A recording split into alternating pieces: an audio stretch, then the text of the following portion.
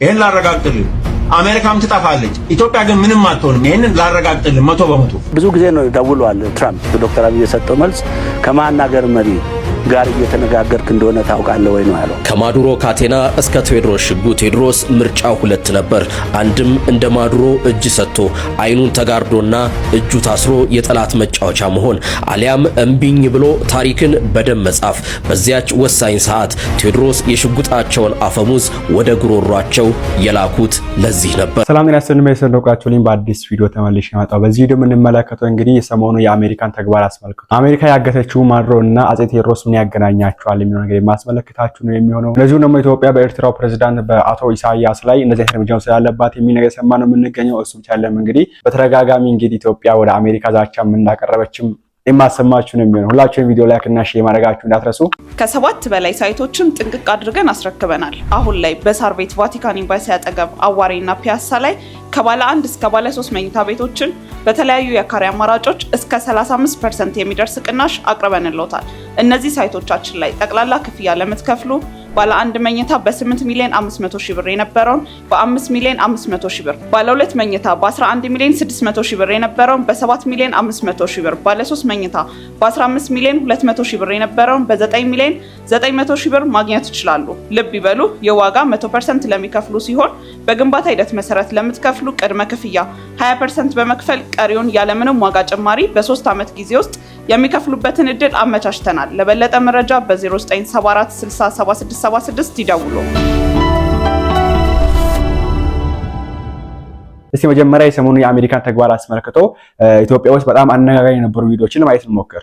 የኛ የኢትዮጵያን ኤርላይንስ ቢሾፍቱ ላይ በተከሰከሰበት ጊዜ ትራምፕ ደወለ። ብላክ ቦክሱ ላክ ነው ለዶክተር አብይ እና ዶክተር አብይ ሳቅ ነው መጀመሪያ መልሱ ሳቅ ነው እና ብላክ ቦክሱን ዶክተር አብይ ወደ አሜሪካ አላከም፣ ወደ ፈረንሳይ ነው የላከው። እዛ ቢላክ ኖሮ ማን ያውቃል እንትኑን ስተቱን እኛ ፓይለት ላይ ሊያላክኩ ይችሉ ነበር። እኛ ብዙ ጊዜ ነው ደውሏል ትራምፕ እና እኔ ለእናንተ ለኢትዮጵያ አስቤ ነው እና በሚሳኤል በአውሮፕላን በተለያየ መንገድ ሊመቷችሁ ነው ያንን ለማስቀረት ነው የምደውለው አለ እና ዶክተር አብይ የሰጠው መልስ ከማናገር መሪ ጋር እየተነጋገርክ እንደሆነ ታውቃለህ ወይ ነው ያለው። ከኢትዮጵያ መሪ ጋር እኮ ነው እየተነጋገርከው ያሉት ይምቱና እንታያያለን ነው ያለው ማለት ነው። ይሄ እነሱ ሰምተውት የማያውቁት ብሔራዊ ኩራትና በራስ መተማመን ነው። ይሄን ማዋጥ ይሄን ቪዲዮ እንግዲህ ብዙዎችን ሲያነጋግር ነበር። እሱ ቸለም እንግዲህ ይሄንም ስሙት። አሜሪካ እኛን ዲሞክራሲ ማስተማር በፍጹም አትችልም፣ እኛን ማስተማርም የለባትም ማለት ነው። ሌላው አሜሪካ በሀገራችን ላይ የምታደርገውን ነገር ማቆም ካልቻለች የፈለገውን እርምጃ መውሰድ እንችላለን ማለት ነው። በተለይ ኢትዮጵያኖች የትም እና የትም የሚኖሩት አሁን ለምሳሌ አሜሪካ ምን አላትና ነው እኛ ላይ ጫና መፍጠር የምትችለው? ምንም የላትም። እኔ የዛሬ 10 ዓመት አካባቢ አሜሪካ ነገር ሄጄ ነበር። አሜሪካ ነገር ሄጄ አንድ ቀን ከዲሲ ወጥቼ ምግብ እንኳን የለም በአሜሪካ እንጀራ የለም፣ ሽሮ በለው ሽሮ የለም፣ ዶሮ ወጥ በለው ዶሮ ወጥ የለም፣ ምንም ያለው ነገር የለም አሜሪካ። ከአሜሪካ የምንፈልገው እኛ ታዲያ ምንድን ነው? እኔ የለሁበትም አሜሪካዬ፣ እኔ የለሁበትም። ይሄን ላረጋግጥልህ አሜሪካም ትጠፋለች ኢትዮጵያ ግን ምንም አትሆንም ይሄን ላረጋግጥልህ 100%። አመሰግናለሁ ፕሮፌሰር። ያው አሜሪካ ትጠፋለች ሲሉ በኢትዮጵያ ላይ ያላትን ጫና እንደሆነ እሱ ላይ ምናልባት ከዛም በላይ እንዳይለው ነውና አይደለ ነው። አሜሪካ እኮ ኦልሬዲ ውስጧ ተወሩሮ አልቋል። ይሄን በግልጽ እንነጋገር። ትራምፕ እኮ አሳይቶናል። 600,000 ሰው እኮ ነው አሜሪካ የጠፋው። አሜሪካ እኮ ውስጧ እኮ ተወሩሮ አልቋል። ፖሊስ እኮ ጥቁሮችን እየጨፈጨፈ እየገደለ ነው በየቀኑ ያለው። አጃብ ነው እንግዲህ እንደዚህ አይነት ቪዲዮዎች ብዙዎችን ሲያናገሩ ነበር። ምን ታላችሁ እናንተ አርፈን አቅማችን አውቀን ብንቀመጥ አይሻልም የሚል ነገር ማንሳት እፈልጋለሁ። እሱ ብቻ አይደለም እንግዲህ ኢትዮጵያም በኤርትራው መሪ ላይ እንደዚህ አይነት እርምጃ ተወሰደ የሚሉ ነገሮችን ያየን ነበር። አረ ጎበዝ ስለፈጠራችሁ አምላክ እንደው ልቤን ተውበሉት። አሜሪካ በቬንዙዌላ ላይ የሰራችውን ኦፕሬሽን እኮ በኤርትራ መንግስት ላይ ሄድ ስራው እያለ እየገፋፋኝ ነው። አረ ስለፈጠራችሁ ይሄ ልቤን ተውበሉት፣ ተረጋጋ በሉት። እንዲህ አማረኝ በቃ እምር በቃ አማረኝ። እንደዚህ አይነት በጣም ብዙ ቪዲዮዎች አሉ። አንድ ብቻ መጣውላችሁ እንጂ በነገራችን ላይ ማስጠየቁ አሜሪካ ናት እንጂ ኢትዮጵያ እንደዚህ ተግባር ካረገች በዓለም ሕግ ትዳኛለች። ይሄ የሚታወቅ ነው። አሜሪካ ግን ራሷ ሕግ ናት የሚባል ነገርም ስላለ ማን ይጠይቃታል? ማንም መስማት እንፈሻለም። ይሄን ነገር ሌላ ሀገር አድርጋ ቢሆን ኖሮ ያው ሁላችንም የሚፈጠው ነገር እናውቀዋለንና አጼ ቴዎድሮስ ወይ ደግሞ ቴዎድሮስ እና አሁን አሜሪካ ያገተችው ግለሰብ ምን ያመሳሰላቸዋል የሚለው ነገርም ለማየት እንሞክር። ከማዱሮ ካቴና እስከ ቴዎድሮስ ሽጉጥ የክብር ውሳኔ ኑ ተሰብሰቡ። በኢትዮጵያዊነታችሁ የሚያኮራ ታሪክ ልንገራችሁ። የአንድ ሀገር ፕሬዝዳንት የነበረ ሰው እጆቹ በካቴና ተጠፍረው አይኖቹ በጥቁር ጨርቅ ተሸፍነው በጠላት ወታደሮች ተከቦ እንደ ወንጀለኛ ሲጎተት ማየት ለህሊና ይከብዳል። አሜሪካ የቬኔዙዌላውን መሪ ማዱሮን በዚህ መልኩ ይዛ ስታዋርዳቸው ስናይ አእምሯችን በፍጥነት ወደ ኋላ ተጉዞ የመቅደላን አምባ ያስታውሰናል። ይህ በዘመናችን ያየነው የመሪ መዋረድ ከ150 ዓመታት በፊት የእንግሊዝ ጦር አጼ ቴዎድሮስ ላይ ተደቅኖ የነበረ የውርደት ጽዋ ነበር። ጀነራል ናፔር ቴዎድሮስን ፈልጎ የመጣው ለመግደል አልነበረም። የናፔር ህልም ቴዎድሮስን በህይወት ማርከው እጃቸውን ወደ ኋላ አጠፍሮ ልክ እንደ ማዱሮ በካቴና አስሮ ለንግስት ቪክቶሪያ ማቅረብ ነበር። አውሮፓውያን የጥቁሩን ንጉስ እንደ ልዩ የሰርከስ እንስሳ በለንደን ጎዳናዎች እያዞሩ ሊሳለቁባቸው፣ ጋዜጦቻቸው የተንበረከከው የአፍሪካ ንጉስ እያሉ ሊዘግቡባቸው ጓግተው ነበር። የማዱሮ አይኖች በጨርቅ ሲሸፈኑ የቴዎድሮስ አይኖች ግን ያኔውኑ ተገልጠው ይህንን መጪ ውርደት አዩት። ቴዎድሮስ ጠላት ሲማርክህ አካልህን ብቻ ሳይሆን ሀገርነትህን፣ ማንነትህንና ታሪክን እንደሚያዋርደው ጠንቅቀው ያውቁ ነበር። አንድ ንጉስ የጠላት እጅ ከገባ እሱ ብቻ ሳይሆን ህዝቡም አብሮ ይማረካል። መሪው አንገቱን ሲደፋ የህዝቡም ሞራል ይሰበራል። ቴዎድሮስ ምርጫው ሁለት ነበር። አንድም እንደ ማዱሮ እጅ ሰጥቶ አይኑን ተጋርዶና እጁ ታስሮ የጠላት መጫወቻ መሆን፣ አሊያም እምቢኝ ብሎ ታሪክን በደም መጻፍ። በዚያች ወሳኝ ሰዓት ቴዎድሮስ የሽጉጣቸውን አፈሙዝ ወደ ጉሮሯቸው የላኩት ለዚህ ነበር። እጄን አልሰጥም ሲሉ ትርጉሙ ለካቴና አልመችም፣ ለውርደት አልንበረከክም፣ የኢትዮጵያን ስም በምርኮኞች ዝርዝር ውስጥ አላስመዘግብም ማለት ነበር። ዛሬ ላይ ሆነን የማዱሮን ፎቶ ስናይ ልባችን በሐዘን ሲነካ፣ የቴዎድሮስን ታሪክ ስናነብ ግን ልባችን በኩራት ይሞላል። ቴዎድሮስ ሽጉጡን የጠጡት ዛሬ የቬኔዙዌላው መሪ ላይ የምናየው አይነት ውርደት በኢትዮጵያ ታሪክ ላይ እንዳይጻፍ ነው። አጼ ቴዎድሮስን የምናከብራቸው የኢትዮጵያ ክብር ከራሳቸው ሕይወት በላይ አድርገው የውርደትን ካቴና በጅግንነት ጥይት ስላቀለጡት ነው። እነሆ ዛሬም ድረስ ቴዎድሮስ ለዓለም ሁሉ እንዲህ እያሉ ይናገራሉ። ጠላት አሸንፎ ሊማርክ ሲመጣ ነፍስህን አስረክበ ክብርህን አስቀር፣ መዋረድህን ከሚያዩ መቃብርህን ይጎብኙ። ይቺ ናት ኢትዮጵያ። ዋው በጣም ደስ የሚል ኢትዮጵያ። እንግዲህ እንደዚህ አይነት የሚያስደንቅ የሚያስከብር የሚያኮራ ታሪክ ያላት ሀገር ናት። የዛሬ ነው ያደርገውናል ማለት ፈልጋለሁ። ሪቤት ዛሬም እንግዲህ እንደዚህ አይነት ቢፈጠር ያ የተባለው ወረራ እንኳን ዛሬ በዚህ ባልንበት ዘመን በ20ኛው ክፍለ ዘመን ቢሆን ፋታፕን ምንድን አሁን ሊፈጠር የሚችለው የሚለውን ነገር ማወቅ በገመት ቀላል ነገር ነው። ያልንበት ሁኔታ ስለምናውቀው ማለት ነውና እስቲ ለማንኛውም ይሄን ቪዲዮ እንመለከታችን እንስማት። ምንድነው የተፈጠረው በአሜሪካ የሚለው ነገር ለመረዳት ያክል ከ7 በላይ ሳይቶችን ጥንቅቅ አድርገን አስረክበናል። አሁን ላይ በሳር ቤት ቫቲካን ኤምባሲ አጠገብ አዋሬና ፒያሳ ላይ ከባለ 1 እስከ ባለ 3 መኝታ ቤቶችን በተለያዩ የካሬ አማራጮች እስከ 35% የሚደርስ ቅናሽ አቅርበንልዎታል። እነዚህ ሳይቶቻችን ላይ ጠቅላላ ክፍያ ለምትከፍሉ ባለ 1 መኝታ በ8 ሚሊዮን 500 ሺህ ብር የነበረውን በ5 ሚሊዮን 500 ሺህ ብር፣ ባለ 2 መኝታ በ11 ሚሊዮን 600 ሺህ ብር የነበረውን በ7 ሚሊዮን 500 ሺህ ብር፣ ባለ 3 መኝታ በ15 ሚሊዮን 200 ሺህ ብር የነበረውን በ9 ሚሊዮን 900 ሺህ ብር ማግኘት ይችላሉ። ልብ ይበሉ፣ የዋጋ 100% ለሚከፍሉ ሲሆን በግንባታ ሂደት መሰረት ለምትከፍሉ ቅድመ ክፍያ 20% በመክፈል ቀሪውን ያለምንም ዋጋ ጭማሪ በ3 ዓመት ጊዜ ውስጥ የሚከፍሉበትን እድል አመቻችተናል። ለበለጠ መረጃ በ0974 607676 ይደውሉ። የቬኔዙዌላ ብቸኛ ወንጀሏ ሉዓላዊነቷን አሳልፋ አለመስጠቷ ነው። አሜሪካ ድሮ በሶሻሊዝም ስም ነበር የሰው ሀገራትን የምታፈራርሰው። ሶሻሊዝም ግብዓተ መሬቱ ከተፈጠመ በኋላ ደግሞ ይኸው አደገኛ ዝውውርና ሽብርተኝነት የሚሉት አርጋዎች ተለጠፉ። አይገርማችሁም? በእርግጥ ሶሻሊዝም ከሞተ በኋላ ከቀዝቃዛው ጦርነት በኋላ በሶሻሊስት ሀገርነታቸው የጸኑ 4 ሀገራት ነበሩ። አንዷ ቬኔዙዌላ ናት፣ ቻይና፣ ኪዩባ እና ሰሜን ኮሪያ አይደል? እነዚህ ሁሉም ሀገራቶች ክፉኛ ጥርስ ተነክሶባቸው ነበር። አዲስ አይደለም። ቻይና በ1949 ላይ ነው አይደለ ታይዋንን ከጉያ ነጥቀው ወስደው ሀገር ያደረጓት። ከዛን ጊዜ ጀምሮ ኃይለኛ ፍጥጫ ውስጥ ገብተው ነበር አሜሪካና ቻይና ለማሸማቀቅ። የ5 ቋሚ የጸጥታው ምክር ቤት አባላት የተባበሩት መንግስታት የጸጥታው ምክር ቤት አባላት ከ5ቱ አንዷ ታይዋንን አድርገዋታል። ኒውክሌር አሸክመው ድምፅን በድምፅ ውሳኔን በውሳኔ የመሻር መብት አሳዝለው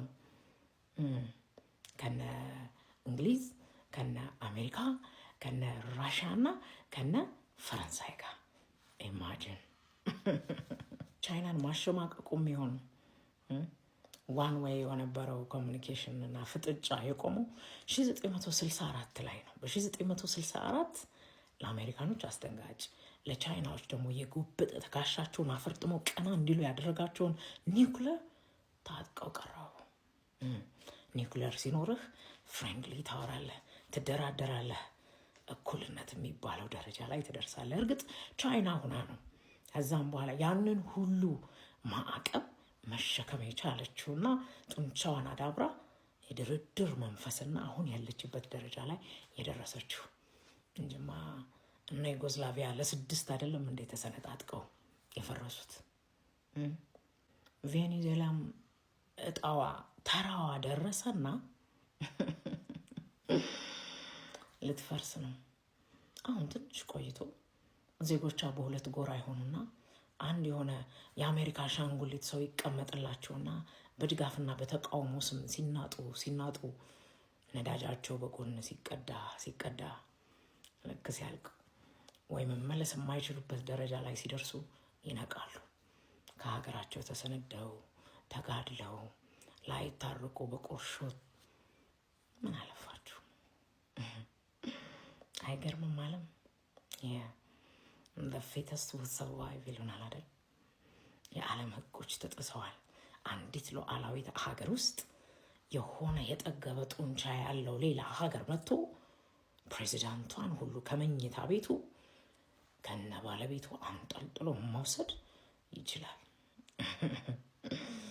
ዲሞክራሲ በዲሞክራሲ ስም የተገነባ ትልቅ ሀገር በሌሎች ትናንሽ ሀገሮች ላይ ሳይቀር ዲሞክራሲን አሰፍናለሁ እያለ መንግስታትን የሚያወርድ የሚሾም ሀገር የቀላል ታሪክ አይደለም። ይህ ለደረስንበት ዘመን እጅግ አሳፋሪውና እንደው እንዲህ ነው ብሎ ለማውራት ራሱ የሚያዳግት ነው። ጭራሽ ለጊዜው ከዋይት ሀውስ ሆነው ሀገሪቷን ሊያስተዳድሯት እንደሚችሉ መንግስት እስኪኖራት ስርዓቱ ጂሰስ እንዲህም ይናገራል። አይገርም?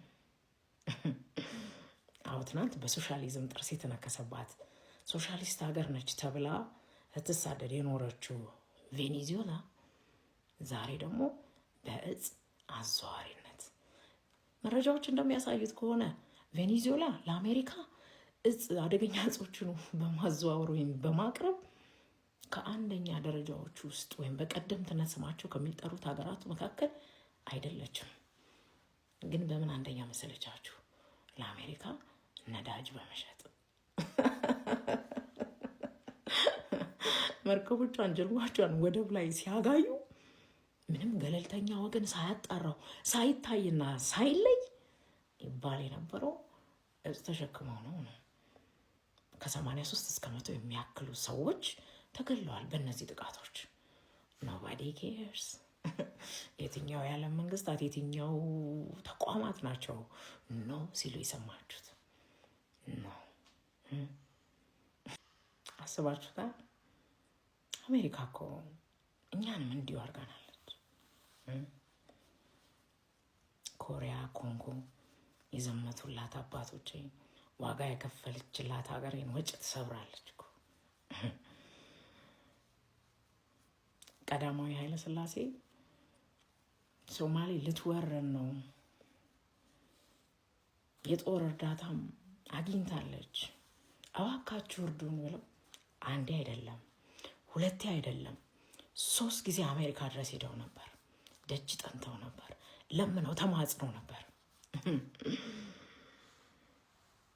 የተመለሰላቸው መልስ ግን ባዶ ነበር። የሚገርመው ይሄ ብቻ አይደለም። የ20 ዓመት ወይም ለ20 ዓመታት የኢትዮጵያን መከላከያ ሰራዊት ለማደራጀት ኮንትራት ውል ተፈራርማ ነበር። ይሄን ስታደርግ ይሄ ብቻ አይደለም። ኋላ ደርግም መጣ። የደርግ መንግስት መጥቶ በሶማሌ ወረራ ጊዜ ራሱን ለመከላከል 100 ሚሊዮን ብር አውጥቶ መሳሪያ ለመግዛት ለአሜሪካ ከፈለ። 100 ሚሊዮኑ መሳሪያውም የውሃ ሽታ ሆኖ ቀረ። የጠየቃትም የለም፣ እሷም አልመለሰች። ብሩን እንኳን አላለችም። በነገራችን ላይ ብሩ ዛሬም ብናገኘው አያስፈልገንም። ሀሳቡ አሜሪካ ቸግሯት አይደለም። በቀዳማዊ አፄ ኃይለ ሥላሴ ዘመነ መንግስትም የከለከለችም ኢትዮጵያ ጡንቻዋ እንዳይፈረጥም ሉዓላዊነቷን አስከብራ ከአሜሪካ እጅ ውስጥ እንዳትወጣ እሷ እንዳሻት እንድታረገን ስለምትፈልግ ነው። አዎ በደርግ ጊዜም ይኸው ነው። እንዲያውም ሶቪየቶች ከወጡ በኋላ ራሱ በእጅ አዙር በግብፅና በሳውዲ አረቢያ በኩል ለሶማሊያ ጥይት ታጎርስ ነበር እኮ አሜሪካ። ጭራሽ እኮ እዚያው ነው አቤት አሜሪካ የሰራችው ኦፕሬሽን ዋው እስኪያጨብጭቡላት የሚሉ የታሪክ ነጋሪዎች ሁሉ አሉ።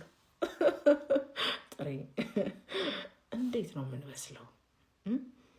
እዛ የሚደረገው እኛ ጋር የሚደረግ ስለማይመስለን ነው ወይስ? ሊቀመንበር መንግስቱ ኃይለ ማርያምን በወቅቱ ጊዜ ምዕራቡ ዓለም ጋዜጠኞች መጥተው ኢንተርቪው አድርገውላቸው ነበር። ኢንተርቪው በእርግጥ ለኢትዮጵያ ታስቦ አይደለም፣ ምክንያቱም ምዕራባውያኖች ናቸው።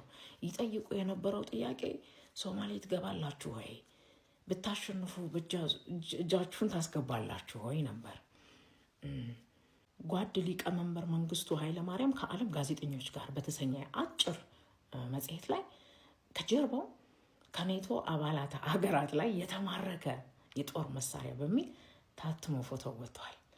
አሜሪካ ትረዳ እንደነበር የታወቀው የሶማሊያ ወታደሮች ሲማረኩ የያዙት ሌተስት የሆነ የአሜሪካ መሳሪያ ሆኖ ስለተገኘ ነው። ሻዕቢያን የሚያቋቋሙ ማን ነው አልኳችሁ?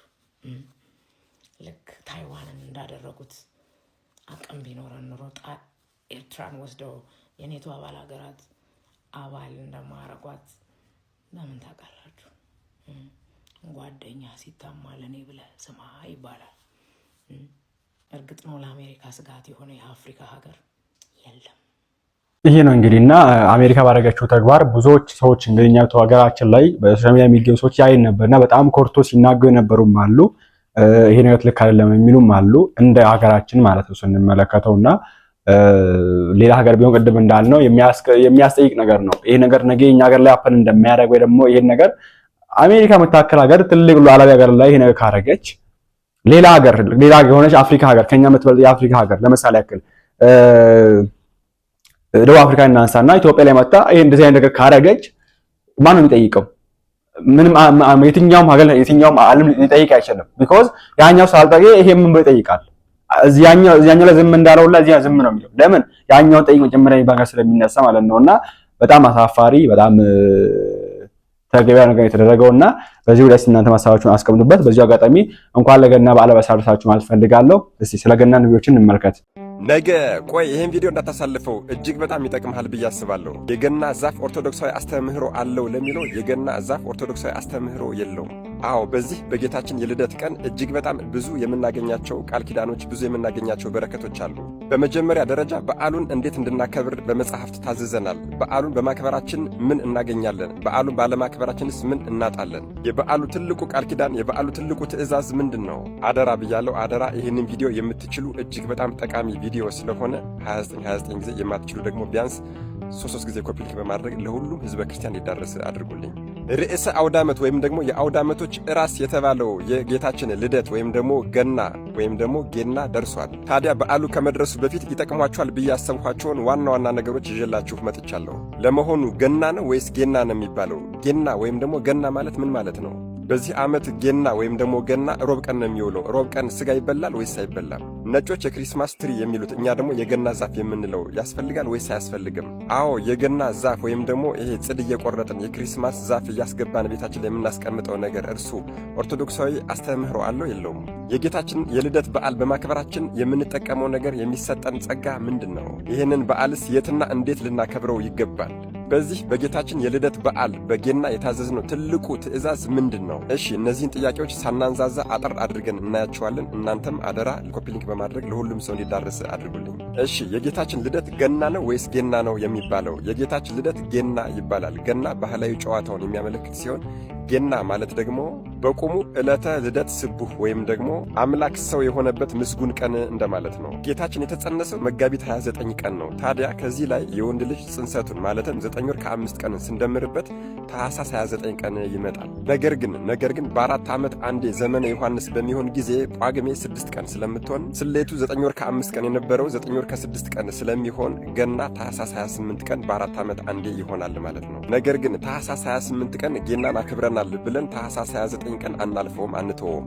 ታኅሳስ 28 እንዳከበርነው በሚቀጥለው ቀንም ሁለተኛውን ቀን ታኅሳስ 29ን ልደት ብለን እናከብረዋለን ማለት ነው። ሌላው ቪዲዮን ቀርጬ ጨርሼ ከወጣሁ በኋላ የረሳኋት አንድ ነጥብ አለች። እሱም በዚህ ዓመት ገና የሚውለው ወይም ደግሞ ልደት የሚውለው ሮብ ቀን ነው። ሮብ ቀን ይበላል ወይስ አይበላም? ገና ጾምስ ገሃድ አለው ተብሎ ተጠይቋል። አዎ የገና ጾም ገሃድ አለው። ሮብ ቀን ነው። ሮብ ቀንም ደግሞ ይታረዳል፣ ፍስክ ነው፣ ይበላል። እንግዲህ ፍትሐ ነገሥት ያላችሁ ሰዎች አንቀጸ ጾም አንቀጽ 15ን ማየት ትችላላችሁ። የገና ጾም በአጠቃላይ 44 ቀን ይጾማል። ህዳር 15 ይገባና ታኅሳስ 28 ላይ ጾሙ ያልቃል። ታኅሳስ 29 የምንገድፍበት ቀን ይሆናል ማለት ነው። ታዲያ ከህዳር 15 የገና ጾም ከገባበት ቀን ጀምሮ እስከ ታኅሳስ 28 ድረስ 44 ቀኖች አሉ ብለናል።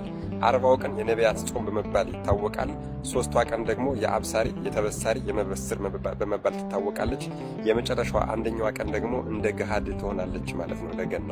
እንግዲህ ቪዲዮ በቂ ካልሆነላችሁ አባቶችን ጠይቃችሁ መጽሐፍትን አንብባችሁ ትረዳላችሁ ማለት ነው። የገና ዛፍ ኦርቶዶክሳዊ አስተምህሮ አለው ለሚለው የገና ዛፍ ኦርቶዶክሳዊ አስተምህሮ የለውም። የገና ዛፍ የነጮች የባዕድ አምልኮ መገለጫ ነው። በምዕራቡ ዓለም የክረምቱ ወቅት እጅግ በጣም ከባድና አስቸጋሪ ነው። ዛፎቻቸው፣ ቅጠሎቻቸው በሙሉ ይረግፋሉ። ምክንያቱም አብዛኞቹ አገሮች በረዷማ ስለሆኑ ማለት ነው። ታዲያ ይህንን ተፈጥሮ መቋቋም የሚችል ትልቁ ዛፍ ደግሞ በተፈጥሮ ጽድ የሚባለው ዛፍ ነው። ታዲያ ጽድ ይህንን የክረምቱ ወቅት ተቋቁሞ እንደሚያልፈው ሁሉ ደጉ አምላካችን ብለው የሚያስቡት ሳተርን የተባለው ጣዖታቸው ከክፉ አምላክ ለመሸሸግ በጽድ ዛፍ ስር ተደብቆ ይኖራል፣ ክረምቱን በዚያ ተደብቆ ያልፋል ብለው ያምናሉ። ታዲያ በዚህ የተነሳ ምስጋና ለጽዱ ይሁንና ደጉን አምላካቸውን ሳተርንን ደብቆ ያቆየልን ብለው ጽድን ቆርጠው በቤታቸው የክሪስማስ ትሪ ብለው ደግሞ የገና ዛፍ ብለው ያከብሩታል ማለት ነው። ሁላችሁም እንደምታውቁት እኛ ደግሞ በማወቅም ይሁን ባለማወቅ በእነሱ ተታለን እስከዛሬ ድረስ ጽድ እየቆረጥን እያስገባን አርቲፊሻል ዛፎችን ጽድ በሚመስል መልኩ እያስገባን የእነሱን ተግባር ስንፈጽም ኖረናል።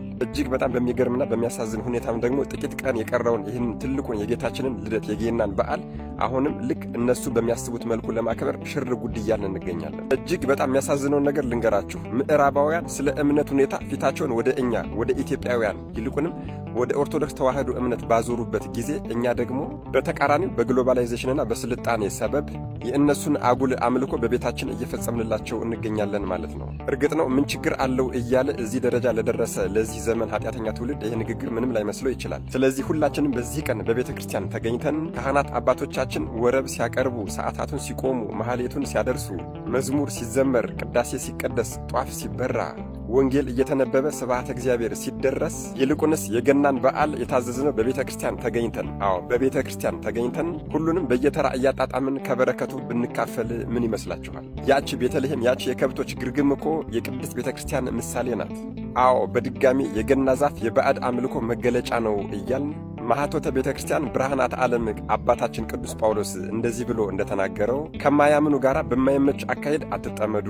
ጽድቅ ከአመጽ ጋር ምን ተካፋይነት አለው? ብርሃንስ ከጨለማ ጋር ምን ኅብረት አለው? ክርስቶስስ ከቤልሆር ጋር ምን መስማማት አለው? ወይስ የሚያምን ከማያምን ጋር ምን ክፍል አለው? የእግዚአብሔርን ታቦት በጣዖት ቤት ውስጥ የሚያኖር አለን ብሎ ቅዱሱ አባታችን ሁለተኛ ቆሮንቶስ ላይ ተናግሮ ነበር። በሃይማኖት ብትኖሩ ራሳችሁን መርምሩን የተባልነው እኛ ግን ይሄንን በመመርመር ፈንታ በማይገባን ቦታ እየዋልን አሁን እኔ ለዚህ ለተናገርኩት ነገር እንኳን መልስ የምታዘጋጁ ሰዎች አላችሁ። በዚህም የተነሳ መድኃኔዓለም ኢየሱስ ክርስቶስ በማቴዎስ ወንጌል ላይ ምን ብሎናል መሰላችሁ? ሰማዩ ደምኖ ቀልቷልና ዛሬ ይዘንባል ትላላችሁ፣ የሰማዩን ፊትማ መለየት ታውቃላችሁ፣ የዘመኑንስ ምልክት መለየት አትችሉምን ነው ያለን። እጅግ በጣም ይገርማል ይሄ ንግግር። እሺ የገና በዓልን የት ልናከብር አስበናል? የጌታችን ልደት የሚከበረው በቤተ ክርስቲያን ነው። አዎ በቤተ ክርስቲያን። ቤተ ክርስቲያን መሄድ ካልቻልን ሰዎች በስተቀር የከብቶች ግርግም ምሳሌ በሆነችው ክርስቶስ በተወለደባት ክርስቶስ ባለባት በሚያድርባት በተገኘባት ማኅደረ መለኮት አምሳለ ቅድስት ኢየሩሳሌም ቅድስት ቤተ ክርስቲያን ተገኝተን በዓሉን እናከብራለን። ቅዱሱ አባታችን ቅዱስ ያዕቆብ ዘስሩግ እንደተናገሩት በቤተ ክርስቲያን በመገኘት ቃለ እግዚአብሔርን እየሰማን በሕሊናችን እርሱን በሰማይ እሳት ለብሶ እናየዋለን፣ በምድር ደግሞ በጨርቅ ተጠቅልሎ እንመለከተዋለን። እርሱን በዓይነ ሕሊናችን በሰማይ በዙፋኑ ተቀምጧል፣ በግርግም ተኝቷል። እርሱ በኪሩቤል ጀርባ ላይ ተቀምጧል፣ በእናቱ በቅድስት ድንግል ማርያም ጉልበት ላይም ደግሞ አርፏል። እርሱ ዝናብን ያዘንባል፣ እርሱ በምድር የ15 ዓመት ብላቴናን ጡት ይጠባል። እርሱ በሰማይ 24ቱ ካህናተ ሰማያት ቅዱስ ቅዱስ ቅዱስ እያሉ የምስጋና መሥዋዕትን ያቀርቡለታል፣ በምድር ደግሞ 70 ሰገል ስጦታን ያመጡለታል።